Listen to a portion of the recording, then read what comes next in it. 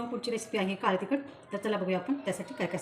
हा वाळवून घेतलेला कांदा, ही शहा जिरे आणि साधे जिरे, हा खडा मसाला आणि खसखस, हे 3 हळकुंडे त्याप्रमाणे मी फोडून घेतले. हा जास्त काळे होईपर्यंत मसाले नाही भाजायचे आपल्याला. मस्त भाजून झाले. काळपटही नाही भाजायचं आपल्याला.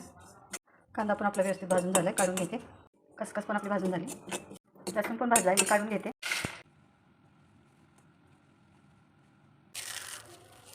हिरवी मिरची पण मोठी आपली. आणि आता आपल्याला हे वाटून घ्यायचं आहे. आता आपल्याला कांदा, खोबरं आणि लसूण वाटून घ्यायचं आहे. कांदा, खोबरं आणि लसूणचं वाटण झाले. आता आपण आता आपल्याला हे चांगलं अगदी मिक्स करून घ्यायचं आहे. आणि आता हे परत आपल्याला एकदा वाटून घ्यायचं आहे. तर असं वाटून झाले माझं, काढून घेते. मसाला आपला तयार झाला आहे.